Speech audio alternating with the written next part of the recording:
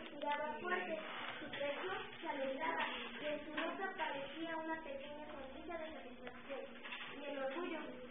Pero si pensaba en el latín y su madre y en el deporte, seguro que no se iba a apaciguar. Ya no había el latín, eso es lo que a mí me interesa, corremos todos. Para eso no te hace falta ir ni estudiar.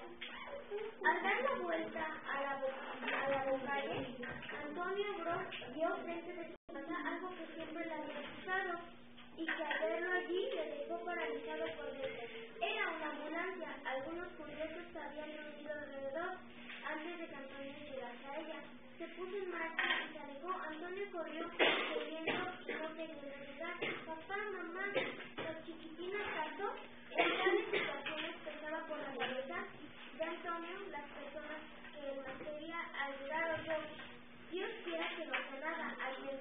A esas edades vio todo el peligro. El pobre señor Newman vive tan solo. ¿Qué le habrá pasado? Según Antonio con temor.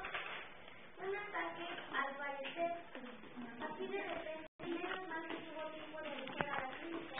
Si no, igual lo encontramos muerto ahí. Después de varios días, vino una vecina a la que le engancharon los casos tremendos.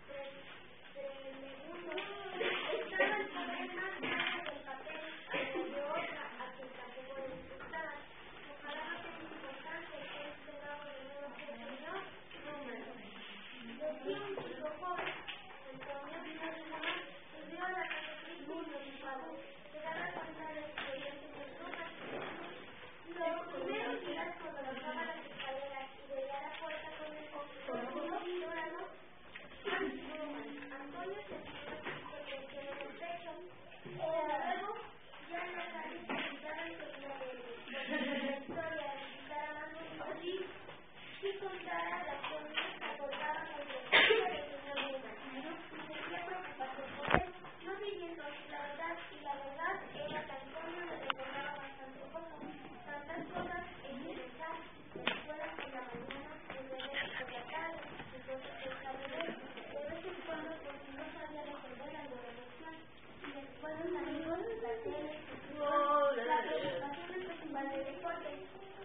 Estaba ya muy próximo. Antonio y Matías tuvieron todavía 2 tardes en el campo de deportes para entrenarse. Acuérdate de que el señor Newman nos dijo que debíamos de tomar carrera desde aquí y que no debíamos de ninguna